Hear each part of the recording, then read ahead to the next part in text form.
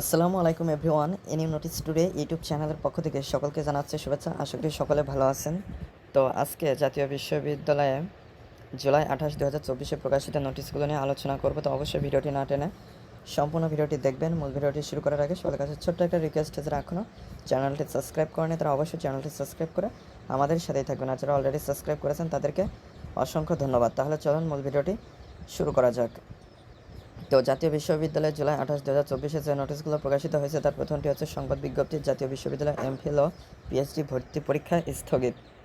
এরপরে আছে জুলাই 28, 2024 আরও একটি নোটিশ, 2 নম্বর সংবাদ বিজ্ঞপ্তি, সমাজবিরোধী কাজে নয় একাডেমিক কার্যক্রম সম্প্রসারণে হোক ডিজিটাল কন্টেন্ট, উপাচার্য ডক্টর মশিউর রহমান। এরপরে 3 নম্বরে আছে হাসপাতাল বীমা চুক্তির দরপত্র ক্রয়ের সময়সীমা বর্ধিতকরণ সংক্রান্ত বিজ্ঞপ্তি। এরপরে আছে সংবাদ বিজ্ঞপ্তি, শিক্ষার অনুকূল পরিবেশ সৃষ্টিতে সকলকে এগিয়ে আসার আহ্বান জাতীয় বিশ্ববিদ্যালয় উপাচার্যের। এটা জুলাই 24, 2024। 5 নম্বরে আছে জাতীয় বিশ্ববিদ্যালয় অধীনে অনুষ্ঠিত সকল পরীক্ষা স্থগিত সংক্রান্ত জরুরি বিজ্ঞপ্তি। এটা জুলাই 24, 2024। এরপরে 6 নম্বরে আছে সংবাদ বিজ্ঞপ্তি, সহিংসতা নয় সংকটের যৌক্তিক সমাধান আলোচনার মাধ্যমে ঘটবে, উপাচার্য প্রফেসর ডক্টর মশিউর রহমান। এটা জুলাই 17, 2024।